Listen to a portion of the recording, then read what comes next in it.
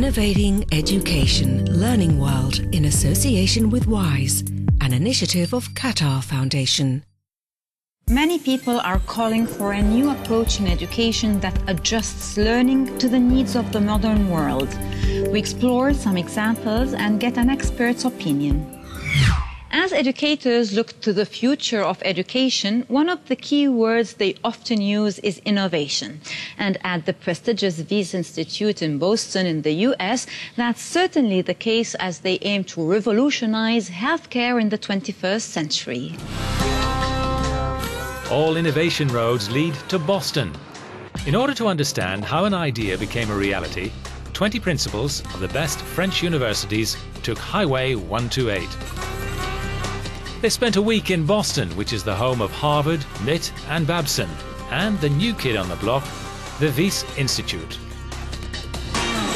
WYSS is at the frontier of two areas of innovation which are absolutely extraordinary today: cells, genes and biotech, which are the strong point here on the east coast of the US, together with digital technology. And the combination of that is enthralling. You're obliged to work together with people you'd never worked with because they come from disciplines completely different from yours. So we're on a cutting edge of a technological model which can change our lives dramatically. We want to see how they work and how they implement this kind of project. An example is a new material which could replace plastic in our lives. It's called Shrilk. It's low cost, a biodegradable multi-purpose product which can be used in medicine and other areas. Javier Fernandez, co-creator, explains that it all comes from an innovative way of working, an interdisciplinary one, that they call collaboratories. You have to think of a kind of cloud of people continually working together, interacting among each other. And that includes people coming from maths, physics, biology. So they work together and they're given freedom and resources to test new things. It's a kid's dream. To be here is like a Disney World for scientists. WYSS received a Kickstarter gift of $250 million in 2009 and a second one of the same amount later. Good ideas will get support here. That's the case for organs on chips, real human organs with a chip on them to avoid, for instance, having to test drugs on animals. So, for example, we have a human breathing lung on a chip, we have a liver on a chip, a kidney on a chip, a bone marrow on a chip, a whole host of different organ systems that we put in these tiny little chips. And they do function like they do in your body, but we get cellular and molecular level resolution. That means we can get so much more understanding of what's happening within our human organs. Interdisciplinary and connectivity. The Institute is in front of Harvard and connected by a corridor to one of the most important hospitals in Boston. Like the French delegation, experts from around the world come here to know if this innovative model could be exportable. WYSS Institute's co-founder and director, Don Inberg, gives us a final tip. And the more people that come visit, the more we realize it is truly novel.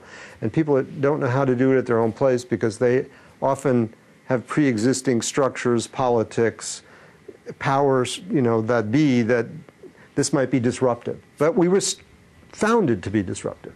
That's why we're successful.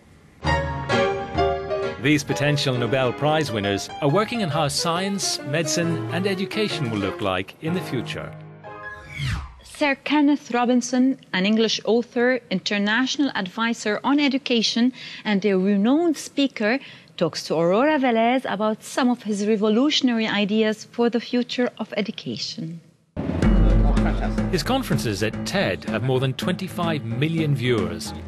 Sir Ken Robinson is considered one of today's prominent voices in the world of education.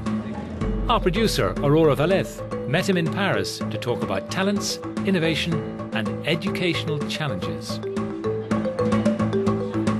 Sir Ken Robinson, in your latest book, The Element, you talk about our talents. Is the school killing them? In which way? Well, schools sometimes ignore them, I would say. Part of the argument of the book is that we all have very different talents, and they show themselves in all sorts of different areas. You know, for some people it may be science or mathematics, for other people it may be dance or music. I always think of human talents like the Earth's natural resources, and schools tend to focus on a very narrow idea of ability, you know, particularly a certain sort of academic work. So it's why students at school spend most of their time writing and sitting down. And I'm not saying those things aren't important, but they're not the whole of human talent. And so schools often ignore young people's real talents, and they therefore may never discover them.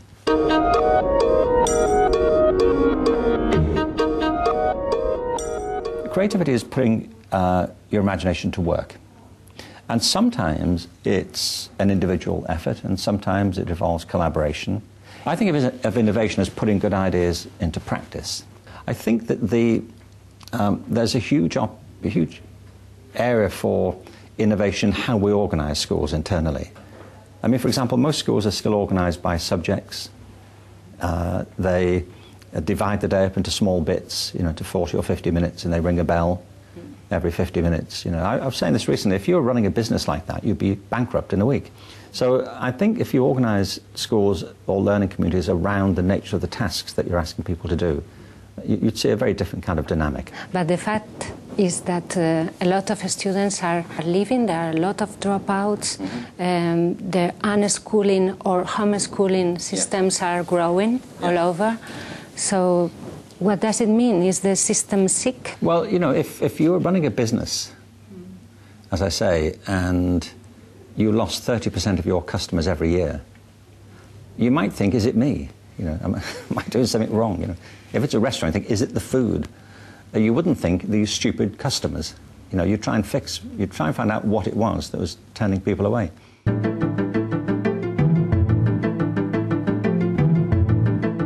A great teacher is like an alchemist. You know, they can create wonderful things from what may seem very unpromising material.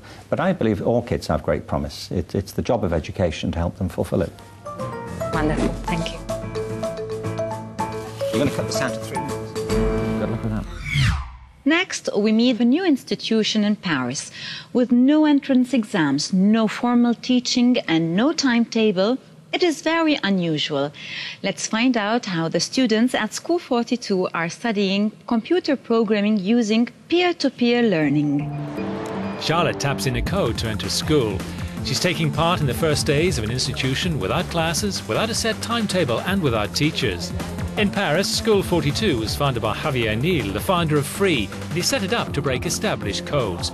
Charlotte has no diploma and was chosen from 70,000 applicants. On the internet, you have access to new topics. Generally, we have a week to 15 days to finish a project. We're given a video and an outline explanation on what needs to be done to complete the work. And after that, it's up to us to finish the work on time. Among the fervent supporters of this new form of learning is Juan Pienagni. He's the deputy general manager of the school, and like its founder, he discovered a mismatch between the demands of companies and current computer training in France.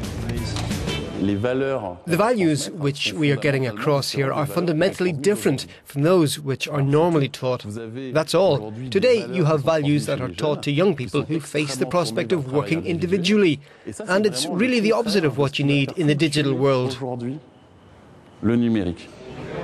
Teachers, or rather educational supervisors, are discreet.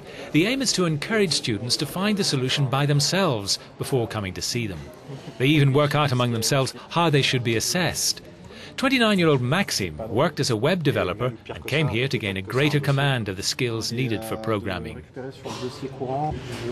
The students correct the work themselves. We have an intranet that allows us to know what needs to be corrected, who is who, And when it's time to make those corrections in general, we can see that even if they've tackled the same problem, they rarely come up with the same solution. That's what creates the exchange between us. It's actually what creates the evolution.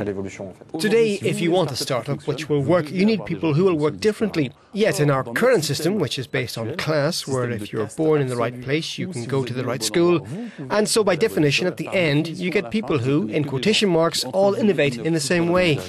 School 42 is a private school entirely free for people between 18 and 30, whether they have exam qualifications or not. Why 42? Well, have a look on the cover of the book, Hitchhiker's Guide to the Galaxy. So, what do you think? What will education look like by the end of the century? Find out more about today's stories on our website. Goodbye for now. Learning World in association with WYSS, an initiative of Qatar Foundation.